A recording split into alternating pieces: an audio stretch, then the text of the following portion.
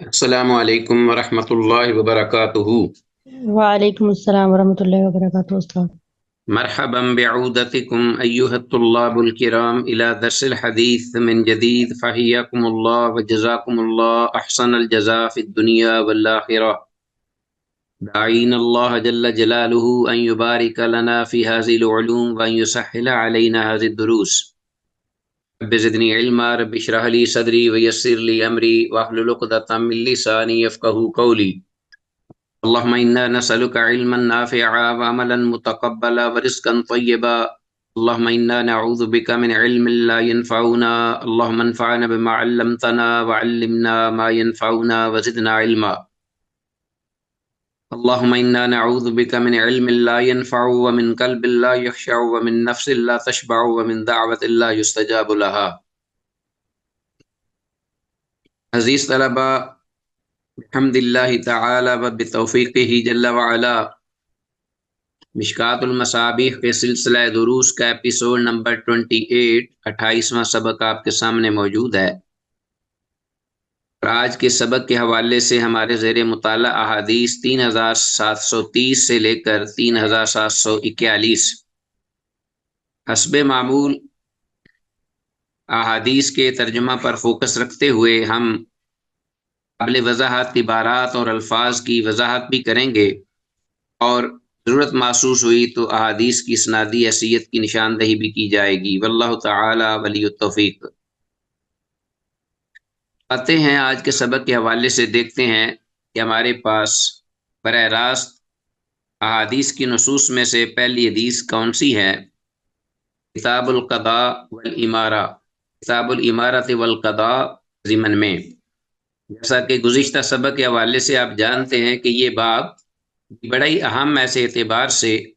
جس کا مطلب یہ ہے کہ عام یا جو ولاۃ الامور ہیں، سلاطین ہیں، جو بھی صاحب اختیار ریاست کے والی ہیں، ان کو چاہیے کہ وہ رعایا پر جہاں تک ہو سکے وہ آسانی کریں، ان کے ساتھ ہمدردی کریں، اور ان کے ساتھ کیے گئے عہد و پیمان کی پاسداری کریں، عدل و انصاف سے کام لیں، اور اپنے ملک میں یا اس علاقے میں جہاں اس کا اختیار ہے وہاں کسی پر کوئی ظلم و زیادتی نہ ہونے دیں۔ تو یہ احادیث اس اعتبار سے ہماری رہنمائی کرتی ہے۔ میں آپ سے یہ حدیث شیئر کیے دیتا ہوں۔ 3730 حدیث، وعن عمر بن الخطاب رضی اللہ تعالی عنہ انہ کان اذا بعث عمالہ، سیدنا عمر بن خطاب رضی اللہ تعالی عنہ شان و مقام یہ تھا کہ کان اذا بعث، جب وہ بھیجتے عمالہ اپنے گورنرز یا اپنے حکمران یا عمال یا جو بھی عاملین مختلف صوبوں میں، پروونسز، ان میں شرط علیہم، تو جاتے ہوئے ان کو یہ بات کہتے جو کہ مشروط ہوتی تھی، مشروط حدود و قیود ساتھ ان کو بھیجتے اور کہتے شرط علیہم اللہ ترکبوا برذونا، ایک تو تم جو ترکش گھوڑا ہے اس پر تم سواری نہیں کرو گے، ٹھیک ہے جی، برذون، اور دوسرا ولا تاکلوا نقیا، یہ کہ تم چھنا ہوا آٹا، یعنی باریک آٹا جسے آج کل میدا کہتے ہیں، اور اس وقت وہ تکلف کھانوں میں سے کھانا ہوتا تھا، وہ تم نہیں کھاؤ گے، چھنے ہوئے آٹے کی جو ہے روٹی وہ نہیں تم کھاؤ گے، ٹھیک ہے جی۔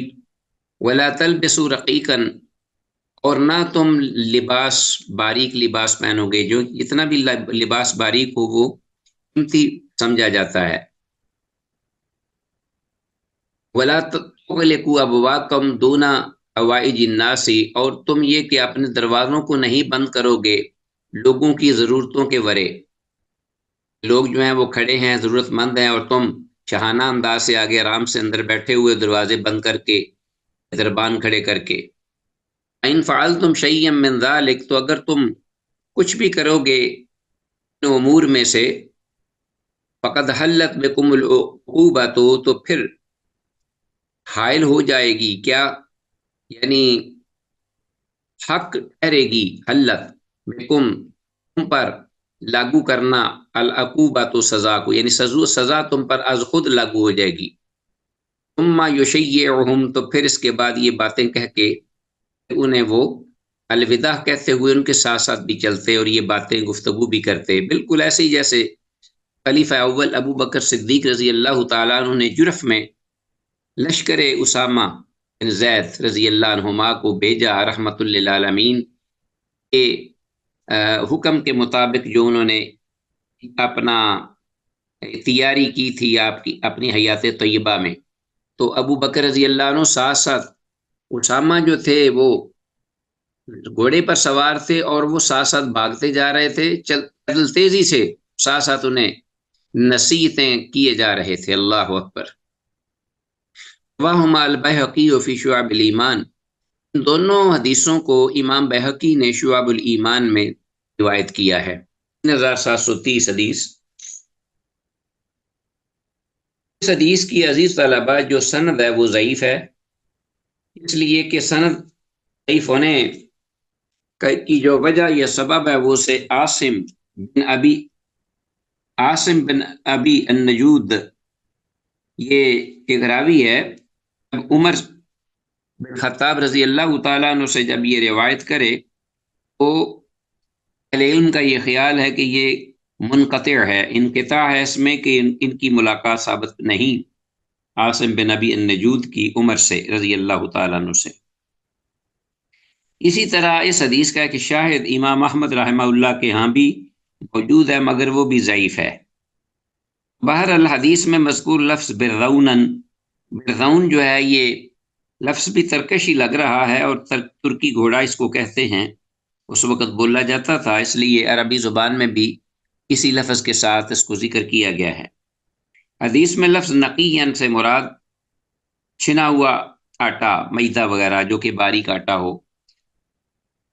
تو یہ حدیث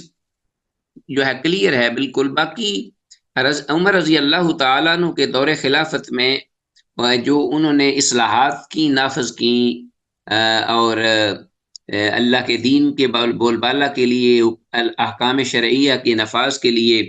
اور اللہ کی زمین کو عدل و انصاف سے بھرنے کے لیے، تو اس قسم کی بکثرت ان سے روایات تاریخی بھی ثابت ہیں، اور مجموعی طور پر معلوم ہوتا ہے کہ یہی انداز تھا ان کا۔ اگرچہ حدیث تو ضعیف ہی ہے، لیکن تاریخی اعتبار سے یہ چیزیں خاصی ان سے ذکر کی جاتی ہیں، جن کی کسی حد تک حقیقت بھی ہے۔ آگے چلتے ہیں عزیز طلبہ، نیکسٹ ہمارے پاس حدیث نئے باب میں آتی ہے، کتاب الامارات والقضاء، چیپٹر یہی ہے اور باب نیا آ گیا ہے۔ دیکھتے ہیں، باب العمل فی القضاء والخوف منہ۔ ہاں جی، اللہ اکبر۔ باب العمل فی القضاء، یعنی جو عہدہ قضاء ہے، یعنی اس جوڈیشری کے سلسلے میں خاص طور پر، ویسے تو بالعموم جو حکمرانی ہے یا مناصب یا عہدوں پر فائز ہونا اور حکم چلانا، یہ حاکم بننا خلق خدا پر، اللہ کی مخلوق پر، اس بارے میں اب بالعموم، اور خاص طور پر جو جوڈیشری یعنی عدلیہ کے اپنا میدان میں یا شعبے میں حکمرانی یا منصب یا عہدہ حاصل کرنا، خاص طور پر یہ بہت ہی زیادہ رسک والی بات ہے، اور بہت زیادہ سے اہل علم جو تھے، سلف صالحین، ڈرا کرتے تھے، بہت ہی خوف کھاتے تھے، اور بلکہ ماریں کھائیں انہوں نے۔ ائمہ مجتہدین، ائمہ نے اپنے وقت کے جو تھے، انہوں نے ماریں کھائیں، اور انہوں نے یہ جو قضاء کا جو عہدہ ہے اس سے وہ بچے، یا انہوں نے اپنے آپ کو دور رکھا۔ حکمرانی کرنے اور اسے ڈرنے کا بیان۔ الفصل الاول، پہلی فصل آ گئی ہے، 3731 حدیث۔ عن ابی بکرہ، ابو بکر رضی اللہ تعالیٰ عنہ سے یہ روایت ہے، قال، وہ کہتے ہیں، سمعت رسول اللہ صلی اللہ علیہ وسلم یقول، میں نے رسول اللہ صلی اللہ علیہ وسلم کو یہ فرماتے ہوئے سنا، لا یقضین حکم بین اثنین، ہرگز کبھی بھی نہ فیصلہ کرے، لا یقضین حکم، کوئی بھی فیصلہ کرنے والا، جج یا قاضی یا حکمران یا والی، بین اثنین، دو شخصوں کے درمیان، وہو غضبان، اس حال میں کہ وہ غصے میں ہو، متفق علیہ۔ بالکل کلیئر بات ہے کہ غصے کی حالت میں انسان آپ سے باہر ہوتا ہے، اپنے آپ پہ بھی کنٹرول قابو نہیں ہوتا۔ حدیث کے الفاظ لا یقضین حکم بین اثنین وہو غضبان، اس کو آپ ذہن میں بھی کر لیجئے، یاد بھی کیجئے عبارت کو، اور اس کا ترجمہ بھی، کوئی حاکم قاضی وغیرہ دو آدمیوں کے درمیان غصہ کی حالت میں فیصلہ نہ کرے۔ کسی بھی مقدمہ کا فیصلہ کرنے کے لیے عقل اور ہوش چاہیے کہ سچ اور جھوٹ کو جانے اور پہچانے، اور اسی پر قیاس کرتے ہوئے جب بہت انسان بھوکا ہو یا بہت پیٹ بھرا ہوا ہو، اسی طرح بہت ہی زیادہ کسی بات کا اسے رنج اور فکر ہو، ڈپریشن میں ہو، دباؤ میں ہو، یا بہت عرصہ جاگتا رہا ہو، یا یہ ہے کہ اسے کسی چیز کا غم ہو، پریشانی اور سفری تھکاوٹ وغیرہ، یہ ساری چیزیں انسان کو درپیش ہوتی ہیں جو زندگی گزارتا ہے معاشرے میں، تو جن امور کی وجہ سے بعض اوقات انسان کے ہوش و حواس قائم نہیں رہتے، تو وہ بھی اسی حکم میں ہے، صرف یہی نہیں ہے کہ وہ غصے میں ہو، تو ایسی حالات میں وہ فیصلہ کرنے سے بچے، نہ کرے۔ 3732 کے شریعت کے اندر جو عدلیہ سے متعلقہ جو قاضی یا جج صاحبان ہیں، ان کے لیے یہ شرعی ضوابط ہیں، اصول حدیث میں جو ذکر ہو رہے ہیں۔ 3731 حدیث آ گئی ہے، 3732 آ گیا۔ وعن عبداللہ بن عمرو بن العاص وابی ہریرہ رضی اللہ عنہم اجمعین، عبداللہ بن عمر اور ابو ہریرہ رضی اللہ عنہم اجمعین سے یہ روایت مروی ہے، قالا، دونوں کہتے ہیں، قال رسول اللہ صلی اللہ علیہ وسلم، کہ رسول اللہ صلی اللہ علیہ وسلم نے ارشاد فرمایا، اذا حکم الحاکم، جب بھی یہ حاکم فیصلہ کرے، مراد کوئی قاضی، کوئی مجتہد، کوئی حاکم، فاجتہد، تو وہ خوب محنت کرے، اس میں خوب کوشش کرے، ٹھیک ہے، اپنی اللہ کی عطا کردہ صلاحیت کے مطابق، وہ اصوابہ، اور پھر وہ اس حکم کی جو صحت ہے اس کو وہ پالے، یعنی صحیح فیصلہ دے دے، وہ اصوابہ، فلو اجران، تو اس کے لیے پھر 2 اجر ہوں گے، اذا حکم فاجتہد، اور اگر وہ فیصلہ کرے، فاجتہد، اور خوب محنت بھی کرے، اس میں اپنی پوری عطا کردہ اللہ کی طرف سے صلاحیتوں کو بھی بروئے کار لائے، واخطأ، لیکن اس کے باوجود وہ غلطی کر جائے فیصلہ کرنے میں، تو فلو اجر واحد، تو اس کے لیے 1 اجر ہے، باقی ہوگا، یعنی اب 2 تو نہیں ملیں گے لیکن 1 اجر اس کو ضرور ملے گا، خطا پر ہونے کے باوجود بھی، متفق علیہ، اس لیے کہ اس نے نیک نیتی سے، اخلاص سے پوری کوشش محنت کی ہے، لیکن بحیثیت انسان، چونکہ انسان جو ہے وہ کمزور ہے، ضعیف البنیان ہے، خطا کا پتلا ہے، تو اس لیے اگر اس سے کوئی غلطی ہو گئی ہے تو ایک کا محنت کا اس کو اخلاص کا اجر ضرور ملے گا، لیکن اس کا یہ مطلب نہیں ہے کہ جو خطا فیصلہ ہے، خطا پر مبنی، اس کو مان لیا جائے، اس کو صحیح قرار دے دیا جائے۔ جی، تو حدیث بالکل واضح ہے عزیز طلبہ، اور بڑی ہی اہم ہے ایسے اعتبار سے کہ یہ 1 ثواب یا 2 اجر تب ہوں گے بشرطے کہ وہ اجتہاد کی اہلیت بھی رکھتا ہو، بھی بات ذہن میں رکھیے گا کہ وہ شخص کے لیے اجر 1 یا 2 جو وہ مجتہد کے منصب پر فائز ہونے کا حق رکھتا ہو، اور وقت کے علماء یا محققین اس کو درست گردانتے ہوں کہ یہ حقدار ہے، مستحق ہے، تو پھر اس پر یہ معاملہ ہے جو کہ حدیث میں ذکر ہوا ہے۔ 3733 عن ابی ہریرہ، دوسری فصل آ گئی، الفصل الثانی اس باب کی، ابو ہریرہ رضی اللہ تعالیٰ عنہ سے یہ روایت ہے، قال، وہ کہتے ہیں، قال رسول اللہ صلی اللہ علیہ وسلم، کہ اللہ کے رسول صلی اللہ علیہ وسلم نے ارشاد فرمایا، من جعل قاضیا بین الناس، جو لوگوں کے درمیان قاضی عہدے پر فائز کر دیا گیا، قاضی بنا دیا گیا، یعنی جس کو ہم جج کہتے ہیں، فقط ذبح بغیر سکین، تو گویا کہ تحقیق وہ ذبح کر دیا گیا بغیر چھری کے، گویا کہ وہ بغیر چھری کے ذبح کر دیا گیا۔ رواه احمد و ترمذی و ابو داود و ابن ماجہ۔ تو گویا چھری سے بھی ذبح کرنے سے جو تکلیف یا جو اذیت ہوتی ہے وہ تو اللہ اعلم عالم بالصواب، اللہ ہی زیادہ جانتے ہیں، اب وہ بیچارہ جو کہ جس سے یہ معاملہ کیا جا رہا ہو۔ لیکن بہرحال چھری کے علاوہ اگر کوئی اور چیز ہے اس سے کسی کو ذبح کیا جائے تو وہ اور زیادہ اذیت ناک ہوتا ہے، تو اس لیے عہدہ دار جو ہے، جس کو عہدہ ملے، اس کو یہ کسی منصب کا ذمہ داری کا بوجھ ڈال دیا جائے تو اس کو اس کے ساتھ تشبیہ دی گئی ہے، فقد ذبح بغیر سکین۔ امام احمد، امام ترمذی، امام ابو داود، امام ابن ماجہ رحمہ اللہ سب نے اس حدیث کو اپنی اپنی کتب حدیث میں روایت کیا ہے۔ تو 3733 حدیث سند حسن ہے، ٹھیک ہے جی، صحیح ہے سند کے اعتبار سے۔ اور من جعل قاضیا بین الناس فقد ذبح بغیر سکین کا ترجمہ انڈر لائن کیجئے، کلیئر ہے۔ اور آگے چلیے نیکسٹ حدیث کی جانب۔ وعن انس رضی اللہ تعالیٰ عنہ سے یہ روایت ہے، قال، وہ کہتے ہیں، قال رسول اللہ صلی اللہ علیہ وسلم، کہ اللہ کے رسول صلی اللہ علیہ وسلم نے ارشاد فرمایا، من ابتغى القضاء وسأل، جو چاہے، خواہش رکھے قضاء کی، یعنی اپنا قضاء کے عہدے کی، قاضی بننے کے منصب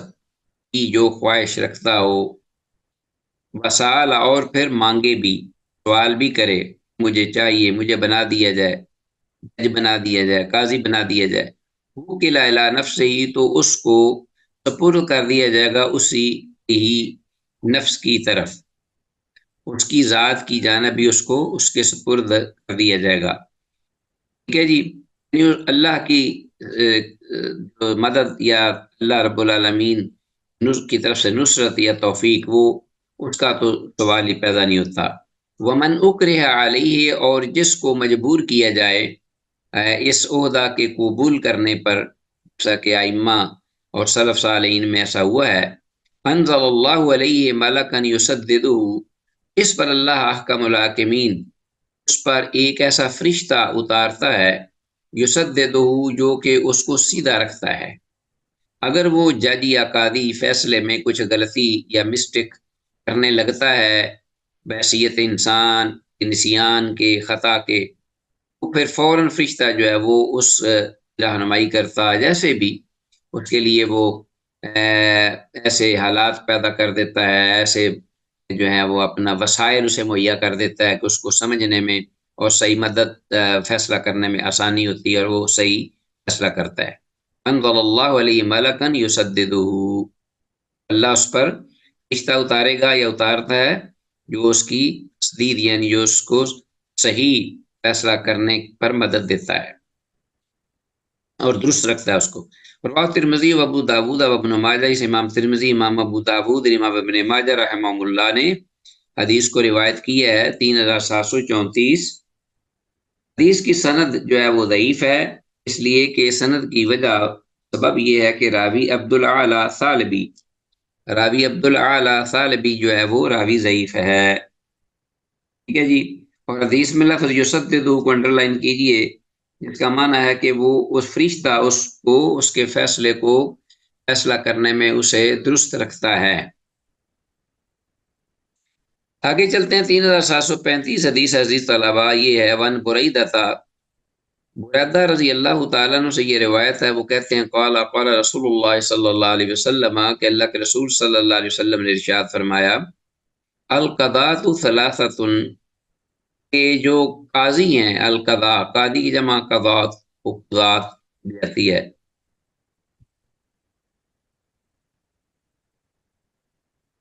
قاضی القضاء کہتے ہیں نا، چیف جسٹس جسے کہتے ہیں۔ والقضاۃ ثلاثۃ، یہ قاضی جو ہیں وہ تین قسم کے، یا قضاء کا جو عہدہ ہے اس کو لینے والے، اس کو آنے والے، اس پر فائز ہونے والے تین قسم کے لوگ ہو سکتے ہیں، ثلاثۃ۔ واحد فی الجنہ، ان میں سے ایک جنت میں ہے، واثنان فی النار، اور دو جو ہیں وہ جہنم میں ہیں، والعیاذ باللہ۔ ام الذی فی الجنۃ، تو جہاں تک اس شخص اس قاضی کا تعلق ہے جو جنت میں ہے، فرجل، یہ وہ شخص ہوگا، عرف الحق کا، کہ جس نے حق بات کو پہچان لیا، اور فقدا بھی، اور اسی کے مطابق پھر اس نے عدل پر مبنی صحیح سچا اور سچا فیصلہ دیا، فقدا بھی۔ ورجل عرف الحق کا، اور ایک وہ شخص کہ جس نے حق کو پہچان لیا، حق بات یہ ہے، فجارہ فی الحکم، لیکن فیصلہ کرتے ہوئے اس نے حکم میں، فیصلے میں اس نے ظلم و زیادتی کی، فجارہ فی الحکم، اور فی النار، تو وہ جہنم میں ہے، آگ میں ہے، والعیاذ باللہ۔ ورجل قضى للناس لا جہل، اور اسی طرح وہ شخص بھی کہ جو فیصلہ کرے لوگوں کے لیے علی جہل، جہالت ہوتے ہوئے، جاہل ہے، عالم نہیں ہے، اور اگر ہے بھی تو اس فیصلے کے بارے میں بہرحال اسے اگر علم نہیں تو وہ جاہل ہی ہوگا، یا وہ صحیح اس فیصلے کو کر نہیں پاتا، اس کے باوجود وہ فیصلہ کر دیتا ہے، اور وہ فی النار، تو وہ بھی جہنم میں آئے، کہ بڑا ہی معاملہ خوفناک ہے، خطرناک ہے۔ انسان جو ہے اس کو چاہیے کہ وہ بچے فیصلے کرنے سے، جیسا کہ اوپر احادیث میں پہلے بھی گزر چکا ہے کہ اگر ممکن ہو تو دو آدمیوں کے درمیان بھی فیصلہ کرنے سے بچو، کبھی نہ کرو۔ رواه ابو داود و ابن ماجہ، اور اس امام ابو داود اور امام ابن ماجہ رحمہم اللہ، دونوں نے روایت کیا ہے اپنی اپنی کتب حدیث میں۔ 3735 حدیث، بعض اہل علم نے اس حدیث کو صحیح قرار دیا ہے، ٹھیک ہے جی، جبکہ بعض دیگر اہل تحقیق کے یہاں یہ حدیث ضعیف ہے۔ تو آپ ذہن میں رکھیے گا یہ کہ یہ مختلفی حدیث ہے بریدہ رضی اللہ تعالیٰ عنہ کی، اور اس میں ائمہ جو ہیں ان کی دو رائے ہیں، ایک ان کو کہتے ہیں، ایک کہتے ہیں کہ یہ صحیح ہے، اور دوسری کہتی کہ ضعیف ہے، اور ضعف کی وجہ وہ یہ بیان کرتے ہیں کہ خلف بن خلیفہ صدوق،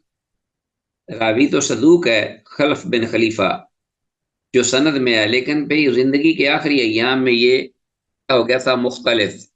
یعنی معاملہ اس کا خلط ملط ہو گیا تھا، ذہنی طور پر یہ پہچان شناخت نہیں کر پاتا تھا کہ یہ بات صحیح ہے یا غلط ہے۔ یہ اختلاف کی وجہ سے یہ آخری سند جو ہے یہ حدیث اسی دور کی ہے جس میں وہ مختلف تھا، اور اس کا معاملہ ذہنی طور پہ ٹھیک نہیں تھا، درست نہیں تھا، تو سند جو ہے وہ ضعیف ہو جائے گی۔ اسی طرح اس حدیث کے کچھ شواہد بھی ہیں، لیکن وہ شواہد بھی سب ضعیف ہیں، واللہ تعالی اعلی وعلم بالصواب۔ بہرحال حدیث جو ہم نے پڑھی سے معلوم یہی ہوتا ہے کہ قاضی کا مجتہد ہونا ضروری ہے، اور مقلد کا قاضی ہونا صحیح نہیں، اس لیے کہ آپ دیکھیے، فرجل عرف الحق فقضى به ورجل عرف الحق فجار فی الحکم، تو اسی طرح وہ شخص جنت میں ہے، فرجل عرف الحق فقضى به، عرف کا جو لفظ ہے یہ اس بات کا تقاضا کرتا ہے کہ جو بھی حاکم ہو، قاضی ہو، فیصلہ کرنے والا اس منصب پر فائز ہو تو اسے مجتہد ہونا چاہیے، یعنی اجتہاد کے منصب پر وہ فائز ہو، اور اس کی صلاحیت ہو اس شخص کے ہاں، اہل علم کے ہاں، کہ جو جس کو وہ اہل علم مجتہد مانے۔ اگر مقلد ہوگا تو آپ کو پتہ ہے کہ مقلد کو تو معنی یہی ہے کہ وہ اپنا بغیر سوچے سمجھے اور بغیر دلیل کے وہ جو ہے وہ فالو اپ کرتا ہے، اور بس حکم صادر کیے جاتا ہے، اسے ضرورت نہیں ہوتی کہ وہ حقیقی ہاں جو ہے اس تک پہنچے اور پھر اس کے مطابق فیصلہ دے، اس کا مذہب اس کو اجازت بھی نہیں دیتا۔ 3736 حدیث آگے آ گئی ہمارے پاس۔ وعن ابی ہریرہ، ابو ہریرہ رضی اللہ تعالیٰ عنہ سے یہ روایت مروی ہے، قال، وہ کہتے ہیں، قال رسول اللہ صلی اللہ علیہ وسلم، اللہ کے رسول صلی اللہ علیہ وسلم نے ارشاد فرمایا، من طلب قضاء المسلمین، جس شخص نے بھی طلب کیا خدا یا منصب قضاء المسلمین، مسلمانوں کے قضاء کے بارے میں، مسلمانوں کے فیصلوں کے بارے میں جس نے وہ منصب یا یہ ذمہ داری خود طلب کی، مانگی، ڈیمانڈ کی، من طلب قضاء المسلمین حتی ینالہ، یہاں تک کہ وہ اس نے پا بھی لیا اس کو، ثم غلب عدلہ جورہ، پھر یہ ہوا کہ اس کا جو دوران اپنا اس مدت کے دوران جس میں وہ اس منصب پر فائز رہا ہے، اگر تو اس کا عدل جو انصاف پر مبنی فیصلے ہیں وہ غالب رہے اس کے ظلم و ستم یا ظلم و زیادتی پر، فلاح الجنہ تو اس کے لیے جنت ہے۔ اللہ اکبر۔ ومن غلب جورہ عدلہ، اور وہ شخص کے جس نے جو ہے اپنا عہدہ تو لیا، لیکن عہدہ لینے کے بعد اس دوران اس کا جو ظلم و زیادتی ہے وہ غالب رہا اس کے عدل و انصاف پر، فلاح النار، تو اس کے لیے آگ ہے۔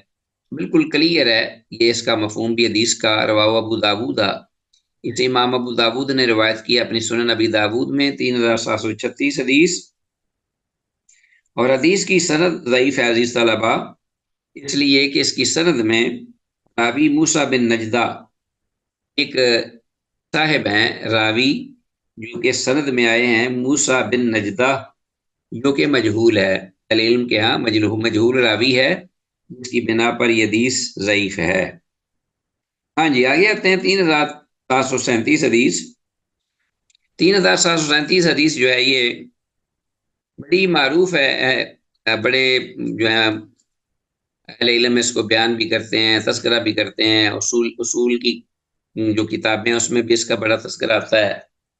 لیکن عجیب بات ہے کہ اس کی طرف بہت کم لوگ توجہ دیتے ہیں کہ یہ حدیث سند کے اعتبار سے صحیح نہیں اور مفہوم کے اعتبار سے بھی ٹھیک نہیں ہے۔ تو وعن معاذ بن جبل رضی اللہ تعالیٰ عنہ، معاذ بن جبل رضی اللہ تعالیٰ عنہ سے یہ روایت مروی ہے، ان رسول اللہ صلی اللہ علیہ وسلم، کہ اللہ کے رسول صلی اللہ علیہ وسلم نے لما بعثہ الی الیمن، جب ان کو بھیجا یمن کی جانب، قال، تو آپ نے فرمایا، تو ہم نے حدیث شروع کی تھی 3737، بڑی ہی یہ حدیث معروف ہے اور بڑی پڑھی لکھی جاتی ہے، بیان کی جاتی ہے، لیکن نہ صرف یہ کہ حدیث سند کے اعتبار سے یہ ضعیف ہے، بلکہ مفہوم کے اعتبار سے بھی اہل علم نے کہا ہے کہ یہ صحیح نہیں لگتی، خاص طور پر امام البانی رحمہ اللہ نے اس پر گفتگو کی ہے۔ تو بہرحال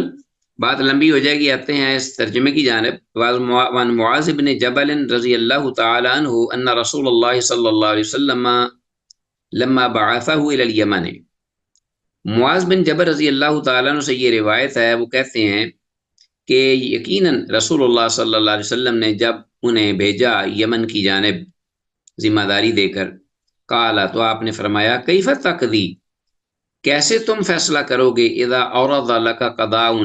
جب کوئی تجھے درپیش ہوا کوئی فیصلہ کرنا کسی بھی معاملے میں، قال اقضی بکتاب اللہ، تو انہوں نے آگے سے فرمایا، جو خود راوی ہیں، کہ میں فیصلہ کروں گا اللہ کی کتاب یعنی قرآن مجید کے ساتھ۔ قال، آپ نے فرمایا، فإن لم تجد فی کتاب اللہ، تو اگر تو نے کتاب اللہ میں اس فیصلے کی بابت کوئی حکم نہ پایا تو پھر کیا کرو گے؟ قال فبسنت رسول اللہ صلی اللہ علیہ وسلم، تو انہوں نے آگے سے جواب دیا کہ پھر میں رسول اللہ صلی اللہ علیہ وسلم کی سنت طاہرہ اس کے مطابق میں فیصلہ کروں گا۔ قال، تو پھر آپ نے فرمایا، فإن لم تجد فی سنت رسول اللہ، اگر تو نے اللہ کے رسول کی سنت میں بھی اس کے بابت کوئی حکم یا کوئی دلیل نہ پائی تو پھر، قال، تو معاذ بن جبل رضی اللہ تعالیٰ عنہ کہتے ہیں کہ اجتہد رأیی، میں اپنی پوری کوشش کروں گا، یعنی اجتہاد کروں گا، خود اجتہاد کروں گا، ولا آلو، اور اس بارے میں کوئی میں کسر نہیں چھوڑ رکھوں گا، یعنی پوری دیانتداری سے، اخلاص سے میں اپنا کوشش محنت کر کے جو بھی معاملہ میری سمجھ میں آیا اس کے مطابق فیصلہ دوں گا۔ قال، کہتے ہیں کہ فضرب رسول اللہ صلی اللہ علیہ وسلم علی صدرہ، تو رسول اللہ صلی اللہ علیہ وسلم نے اس پر ان کے سینے پر ہاتھ مارا، وقال، اور فرمایا، الحمدللہ الذی وفق رسول اللہ، تمام تر تعریفات اس اللہ کے لیے کہ جس نے توفیق دی اللہ کے رسول کو، الحمدللہ الذی وفق رسول اللہ، تمام تر تعریفات اس اللہ کے لیے کہ جس نے توفیق دی اللہ کے رسول کو۔ کون ہے رسول؟ اللہ کے رسول کون ہے؟ حضرت معاذ معاذ بن بن جبل جبل سے۔ رضی اللہ تعالیٰ عنہ۔ تو لما یرضی بہ رسول اللہ، اس چیز کی کہ جس پر اللہ کے رسول راضی ہیں، یعنی میں اللہ کا رسول راضی ہوں اس پر جو معاذ بن جبل نے جواب دیا ہے، مطمئن ہوں۔ رواہ ترمذی و ابو داود و دارمی، اور اس امام ترمذی، امام ابو داود اور امام دارمی رحمہ اللہ نے روایت کی ہے اس حدیث کو۔ لو جی، حدیث جو ہے اس کی سنادی حیثیت دیکھتے ہیں۔ یہ حدیث 3737، تو حدیث کی سند ضعیف ہے، اہل علم کی تحقیق کے مطابق یہ سند ضعیف ہے۔ معاذ رضی اللہ تعالیٰ عنہ کے تمام ساتھی مجہول ہیں۔ سمجھ آگی بات کی؟ یعنی کہ معمولی بھی یہ ضعف نہیں، اچھا خاصا زیادہ ضعف ہے اس میں، اور اس میں کسی کا اختلاف بھی نہیں اس کے ضعف میں۔ اس کا ایک شاہد ہے وہ بھی ضعیف ہے، ٹھیک ہے جی۔ تو حدیث اعضا کو امام بخاری، امام دار قطنی، امام ترمذی اور دیگر ائمہ محدثین رحمہ اللہ نے ضعیف قرار دیا ہے، اور جس نے اسے صحیح کہا ہے وہ اس نے غلطی کی ہے، ذہن میں رکھیے گا۔ تو حدیث میں بہرحال ولا آلو کا ترجمہ اجتہد رائی ولا آلو، یہ عبارت جو ہے اس کو انڈر لائن کیجئے کہ میں اپنی پوری کوشش محنت کروں گا، اجتہاد کروں گا، اور میں کوئی کمی یا کسر نہیں چھوڑوں گا اس میں فیصلہ کرنے میں۔ تو بہرحال یہ ثابت ہوتا ہے اس حدیث سے بھی کہ قاضی کا مجتہد ہونا ضروری ہے۔ یہ تو حدیث سے ثابت ہوا، اگرچہ ضعیف ہے لیکن پہلی حدیثوں کی طرح، کہ قاضی کا ایک تو مجتہد ہونا ضروری ہے، کیونکہ مقلد جو ہوتا ہے وہ نہ تو قرآن دیکھتا ہے نہ حدیث، نہ اس کی محنت، نہ اس کی کوشش کرتا ہے، نہ اس بارے میں کوئی اپنا تحری جو ہے وہ کرتا ہے سلسلے میں نصوص یا مسائل کے استنباط میں، بلکہ وہ آنکھیں بند کر کے قیاس پر عمل کرتا ہے۔ جی ہمارے ائمہ نے چونکہ یہ فتویٰ دے دیا لہٰذا ہمیں ضرورت نہیں ہے، ہم تو مقلد ہیں، اور نہ اسے خبر ہوتی ہے کہ حکم کتاب و سنت میں موجود بھی ہے کہ نہیں، کیونکہ کلادہ پہنا ہوا ہے اور آنکھیں بند کی ہوئی ہیں۔ تو یہ کس قدر دین کے ساتھ زیادتی ہے عزیز طلباء۔ آگے دیکھیے کہ چلے ائمہ تک بھی بات آپ چھوڑ دیجئے، خود ائمہ نے کہا ہے کہ ہمارا کوئی بھی اس انداز سے جو ہے وہ تقلید کا سلسلہ ہے وہ اس کو عملی جامہ نہ پہنائے، نہ پٹے ڈالے ہمارے اور ہاتھوں میں پکڑائے،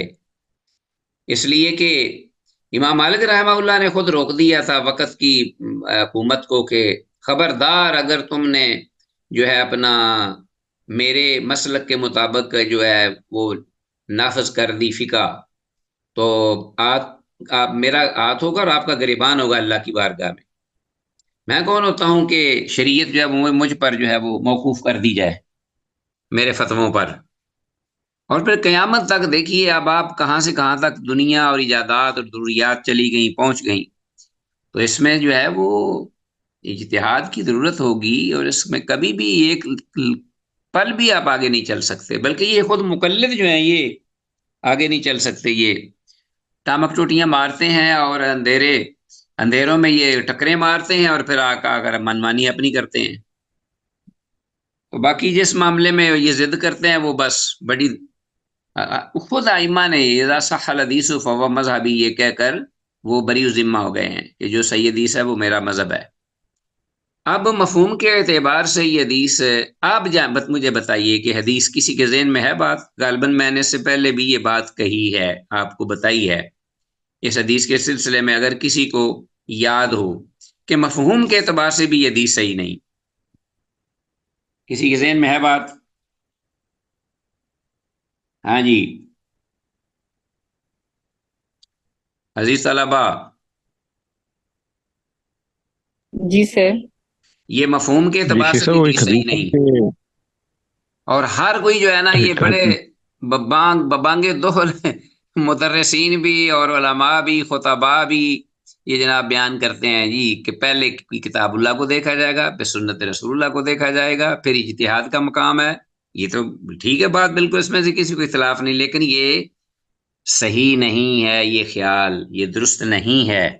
سلف صالحین کے مسلک کے مذہب کے سوچ کے مطابق نہیں۔ اچھا جی،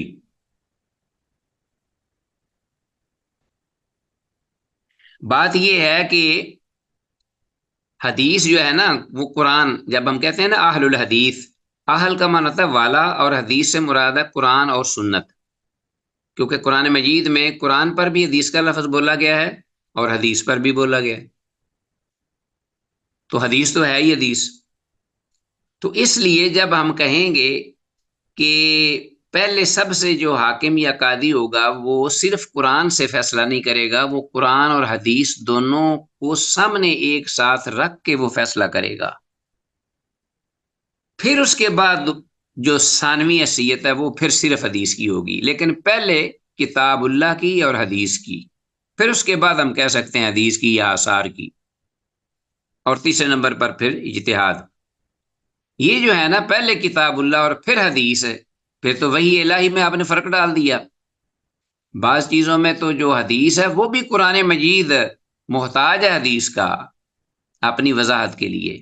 قرآن نامکمل ہے، میں تو یہ بھی کہہ دیتا ہوں کہ قرآن نامکمل ہے حدیث کے بغیر،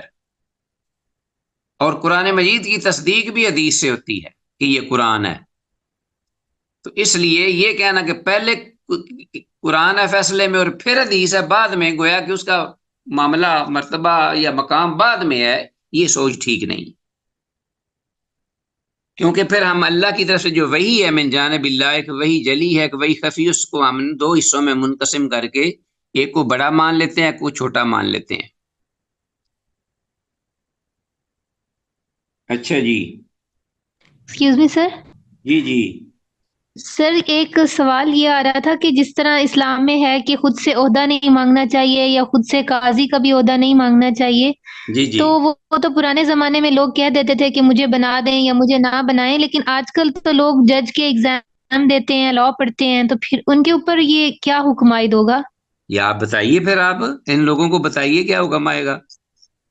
بس اتنی سی رعایت سر ضرور ہے کہ اگر یہ مسلمان ہے، عاقل ہے، بالغ ہے، مستحق ہے قاضی کا،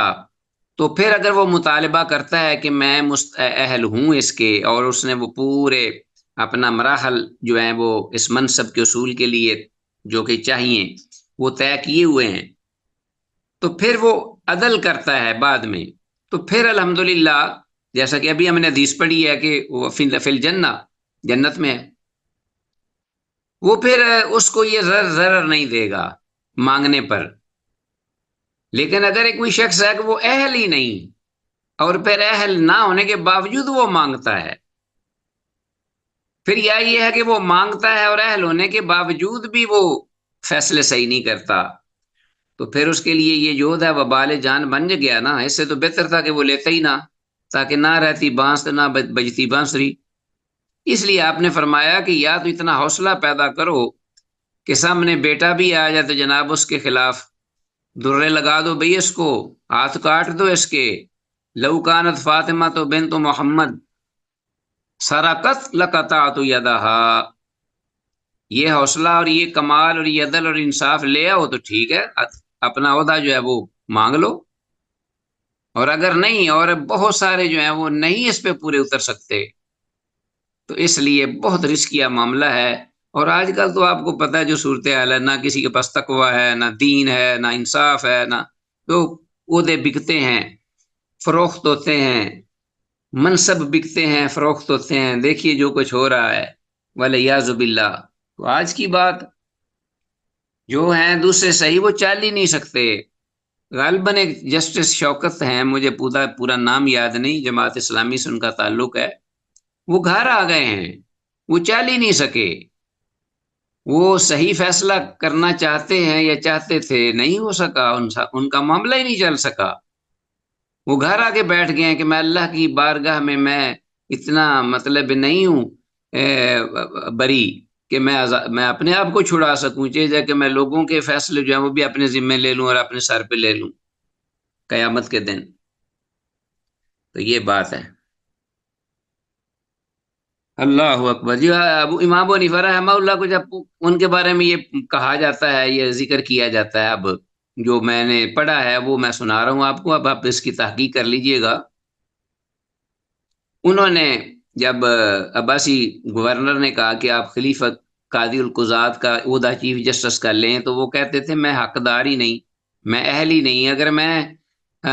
ڈرتا ہوں اس سے کہ میں اپنے آپ کو اللہ کی بارگاہ میں اپنی ذات کو میں چھڑا لوں، یہ بھی بڑی بات ہے، اور میں بچ جاؤں تو میں کسی کی ذمہ داریاں. تو وہ بر کہتا تھا کہ جلاد کو اس کو مارو، ابو حنیفہ کو، یہ جھوٹ بولتا ہے کہ میں اہل نہیں، یہ اہل ہے. تو پھر آگے سے یہ جواب دیتے امام صاحب، کہتے کہ اگر تیرے بقول میں جھوٹ بولتا ہوں تو پھر جھوٹے کو تو قاضی بننا ہی نہیں چاہیے، وہ تو حق ہی نہیں رکھتا. تو خود کہہ رہا ہے میں جھوٹا ہوں، تو میں کیا چیف جسٹس بن سکتا ہوں؟ یہ اس قدر اس حد تک یہ معاملہ خوفناک ہے. اب دیکھیے، سفارش کسی کی ہے، سفارش کسی نے، اور بعد میں اس نے جس کی سفارش کی ہے اس نے خوش ہو کے اس کو کوئی چیز دے دی تحفتاً. رحمت اللہ عالمین نے فرمایا کہ یہ سود ہے، ربا ہے. یہ آپ اندازہ کیجئے اس حد تک یہ اس کو معاملے کو جو ہے وہ. اور یہاں تو میں نے خود دیکھا ہے، میں نام نہیں لیتا، ابھی ہے پچھلے دنوں کی بات ہے، کوئی جج تھا تو اس کی کوئی بیٹی کی شادی تھی، پتہ نہیں رخص تھی، بڑے بڑے یہاں پوپ اور بڑے بڑے آئے تھے اس میں شامل، یہ سیاسی لٹیرے بٹیرے. تو کوئی گاڑیاں دے رہا ہے ان کو تحفے میں، سلامی میں، کوئی جناب کیا کیا کچھ جیولریز دے رہا ہے ان کی، ڈائمنڈز کی، اور یعنی علمان والا فیس. اور جج ہے وہ، ان کو دے رہے ہیں وہ، اس لیے پتا ہے کہ کل اس کے پاس فیصلے آئیں گے، یہ جج صاحب ہیں، اور ہم نے اگر کوئی قتل بھی کیا ہوگا تو ہمیں ضرورت پڑے گی اس کی. تو بیٹا بس علمان والا فیس، ان باتوں میں تو اب کانوں کو ہاتھ لگائیے بس، جو صورتحال بنی ہوئی ہے. 3738 حدیث ہے. وعن علی بن ابی طالب رضی اللہ تعالیٰ عنہ سے یہ روایت ہے، قال کہتے ہیں بعثنی رسول اللہ صلی اللہ علیہ وسلم الی الیمن قاضیا، اللہ کے رسول صلی اللہ علیہ وسلم نے مجھے بھیجا یمن کی جانب قاضی بنا کر. لو جی، علی رضی اللہ تعالیٰ عنہ سے بڑھ کر اب کون مستحق ہو سکتا ہے اس عہدے کا؟ فقلت تو میں نے کہا یا رسول اللہ، اللہ کے رسول، ترسلونی، آپ مجھے بھیج رہے ہیں، وانا حدیث السن، اور میں بالکل جوان ہوں، نو عمر ہوں، نوخیز ہوں، حدیث السن. ولا علم لی بالقضاء، اور مجھے فیصلہ کرنے کا بھی صحیح استدراک درک نہیں، یعنی علم نہیں، تجربہ نہیں. ہاں جی، یہ انہوں نے بات فرمائی. فقال، آپ نے فرمایا، ان اللہ سیہدی قلبک، بے شک اللہ تیری رہنمائی کرے گا. یعنی کیا؟ اللہ رہنمائی کرے گا قلبک، تیرے دل کی. دل میں بات آتی ہے نا پھر ذہن سے، تو پھر وہ آدمی اس زبان پہ لاتا ہے. تو اللہ پاک تیرے دل میں وہ چیز القاء کر دیں گے جو صحیح ہوگی. یہ کیوں کہا؟ رسول اللہ صلی اللہ علیہ وسلم سمجھتے تھے کہ حضرت علی رضی اللہ عنہ اس کے اہل ہیں، اور پھر یہ کہ ان کی اہلیت کا سب سے بڑی ایک دلیل، سب سے پہلی وہ یہ تھی کہ وہ انکار کر رہے تھے کہ میں اہل نہیں ہوں. اور جو یہی کہتا ہے جو میں اہل نہیں ہوں، وہی حقدار ہوتا ہے کہ وہ اہل ہوتا ہے. اللہ اکبر. وَيُثَبِّتُ لِسَانَكَ، اور ثابت رکھے گا، درست رکھے گا اللہ پاک تیری زبان کو، جو فیصلے کرے گا جب تو. اذا تقاضى الیک رجلان، بس یہ بات سن لیجئے، یہ کہ ضابطہ آیا ہے جوڈیشری کے والے سے، ایک ضابطہ آ گیا شرعی. کیا؟ اذا تقاضى الیک رجلان، جب دو آئیں مخالف سمت، مخالف ایک دوسرے کے، دو آدمی آپ کے پاس فیصلہ لے کر جب آئیں، فلا تقضِ الاول، تو کبھی بھی نہ پہلے کے حق میں فیصلہ دینا، حتیٰ یہاں تک کہ تسمع کلام الآخر، کہ تو سن لے دوسرے کا بھی کلام. یہاں تک کہ تو دوسرے کی بات جب تک نہ سن لے پہلے کے حق میں، کبھی بھی اس کی بات سن کر فیصلہ نہ دینا. فَإِنَّهُ أَحْرَىٰ أَن يَتَبَيَّنَ لَكَ الْقَضَاءُ، ہاں جی، فَإِنَّهُ، پس بے شک شان یہ احرا، کہ یہ طرز عمل، یہ رویہ، یہ زیادہ اس بات کے لائق ہے کہ انت یتبینہ، کہ واضح ہو جائے، ظاہر ہو جائے، لک القضاء، تیرے لیے حقیقت حال، اور اس میں فیصلہ کرنا. کلیئر ہے جی؟ قالا، کہتے ہیں، فما شککت، حضرت علی رضی اللہ عنہ خود کہتے ہیں جو کہ راوی ہیں، کہتے ہیں فما شککت، تو پھر میں نے کبھی شک نہیں کیا، فی قضاء بعد، اس کے بعد فیصلہ کرتے ہوئے، یعنی اللہ نے میری رہنمائی فرمائی، سینہ کھول دیا، رسول اللہ صلی اللہ علیہ وسلم کی دعا بھی تھی، اور ظاہر حضرت علی رضی اللہ عنہ بہت ہی زیرک تھے، خاص طور پر قضاء کے سلسلے میں۔ جس طرح کے بعض روایات میں الفاظ بھی ہیں، اگرچہ ان کے بارے میں کلام بھی ہے، اقضاکم علی،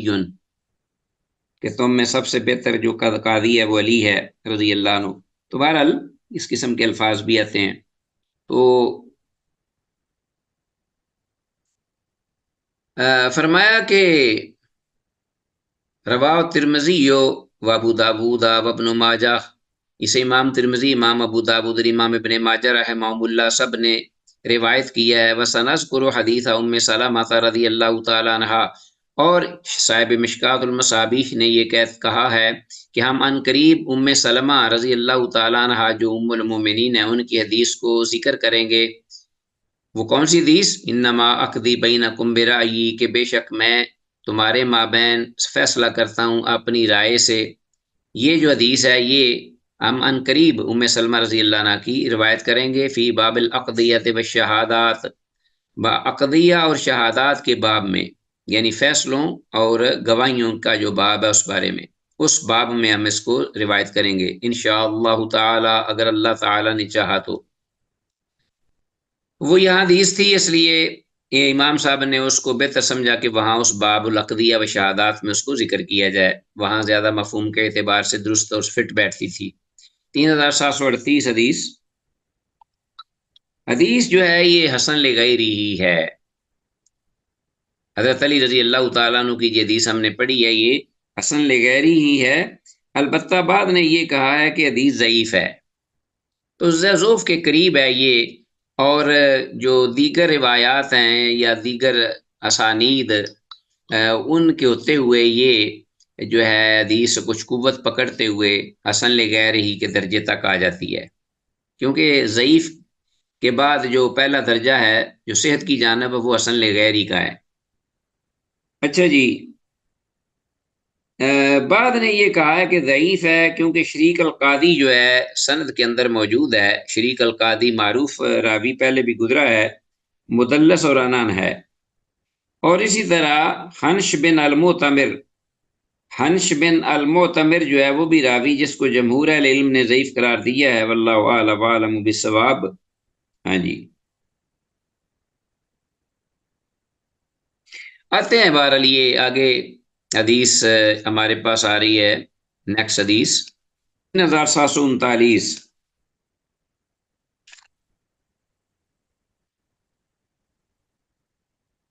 تیسری فصل میں آئی ہے۔ عن عبداللہ بن مسعود، عبداللہ بن مسعود رضی اللہ تعالیٰ عنہ سے یہ روایت ہے، قال، وہ کہتے ہیں، قال رسول اللہ صلی اللہ علیہ وسلم، رسول اللہ صلی اللہ علیہ وسلم نے ارشاد فرمایا، ما من حاکم یحکم بین الناس، کوئی بھی ایسا حاکم یا قاضی جو کہ لوگوں کے درمیان فیصلہ کرتا ہوگا، وہ نہیں ہے ایسا کوئی بھی، ما من حاکم، نہ مانا فیا جاؤ اگر آگے اللہ آ جائے تو کوئی بھی حاکم ایسا حکام میں سے جو کہ لوگوں کے درمیان فیصلہ کرتا ہوگا، اللہ مگر یہ کہ جا یوم القیامہ، آئے گا وہ قیامت کے دن، وملک آخذ بقفاہ، اس حال میں کہ ایک فرشتہ جو ہے وہ اس کو پکڑے ہوئے ہوگا اس کی گدی سے، اس کی جو گدی پچھلی ہے گردن کے نیچے سے جگہ، وہاں سے پکڑ کر اس کو کھینچ رہا ہوگا۔ ثم یرفع راسہ الی السماء، پھر وہ فرشتہ جو ہے اپنا سر آسمان کی طرف اٹھائے گا اس کو کھینچتے ہوئے۔ فَإِن قَالَ، تو اگر تو اللہ پاک یہ فرمائیں گے، القہ، اس کو پھینک دو بھائی، فرشتے سے اگر اللہ یہ کہے گا پھینک دو اس کو، القاہ فی مہوات 40 خریفہ، تو فرشتہ پھر اس کو، یہ جو داروغہ ہوگا جہنم کا، وہ یا جہنم کا فرشتہ وہ اس کو پھینک دے گا، فی مہوات، گہرائی میں، نشیب میں، 40 خریفاً، 40 سال کی مسافت کی، 40 سال کی مسافت کے نشیب میں وہ اس کو پھینک دے گا۔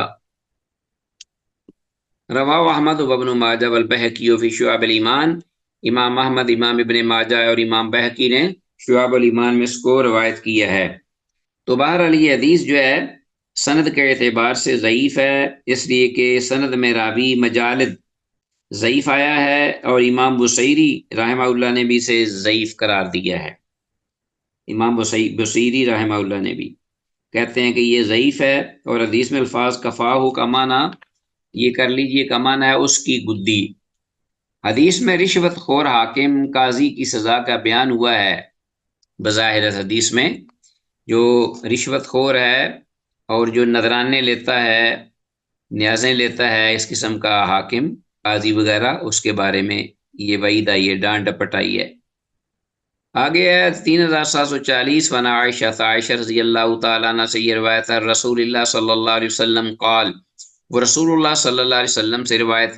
کرتی ہیں کہ آپ نے فرمایا لَيَأْتِيَنَّ عَلَى الْقَاضِي الْعَدْلِ، ضرور آئے گا ایک عدل کرنے والے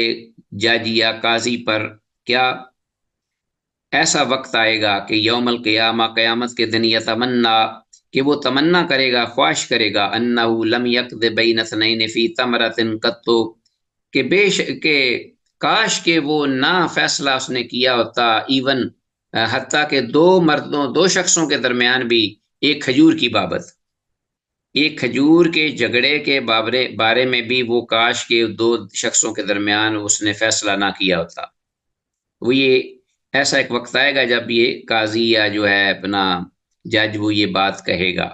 قیامت کے دن۔ 3740 حدیث کی سند تو ضعیف ہے، امام المنذری رحمہ اللہ نے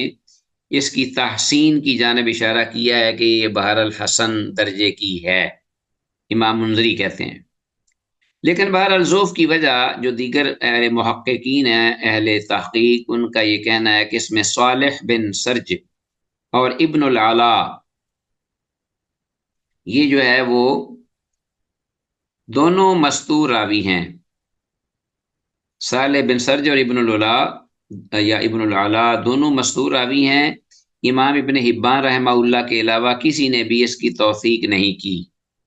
امام ابن حبان جو ہے وہ ذرا متساہل ہیں حکم لگانے میں محدثین کے ہاں، تو انہوں نے کہا ہے کہ یہ ثقہ راوی یا یہ حدیث جو ہے وہ صحیح ہے، واللہ تعالی اعلم وعلم بالصواب۔ تو بہرحال آگے 3740 کے بعد 3741 وعن عبداللہ بن ابی اوفا، عبداللہ بن ابی اوفا جو ہیں وہ رضی اللہ تعالیٰ عنہ سے یہ روایت مروی ہے، قال، وہ کہتے ہیں قال رسول اللہ صلی اللہ علیہ وسلم، کہ رسول اللہ صلی اللہ علیہ وسلم نے ارشاد فرمایا، ان اللہ مع القاضی ما لم یجر، کہ بے شک اللہ قاضی کے ساتھ ہے، فیصلہ کرنے والا جو بھی حاکم قاضی جج ہے اس کے ساتھ اللہ، ما لم یجر، جب تک کہ وہ فیصلے میں ظلم و زیادتی نہ کرے، فَإِذَا جَارَ، اور اگر تو جب وہ ظلم و زیادتی شروع کر دے، ظلم کرے، تخلی عنہ، تو اللہ پاک کی تائید اس سے ہٹ جاتی ہے، اللہ پاک اس سے ہٹ جاتا ہے، وَلَازِمَ الشیطان، اور شیطان اس کو پکڑ لیتا ہے، لازم ہو جاتا ہے، چمٹ جاتا ہے اس سے۔ رواہ ترمذی و ابن ماجہ، امام ترمذی اور امام ابن ماجہ نے اس کو روایت کیا ہے، وفی روایت، اور ایک روایت میں یہ الفاظ ہیں، فَإِذَا جَارَ، تو جس وقت وہ قاضی فیصلے میں ظلم و زیادتی کرنے لگے، وَكَّلَهُ إِلَى نَفْسِهِ، تو اللہ پاک اس کو اس کی ذات کی جانب، اس کی ذات کے سپرد کر دیتا ہے۔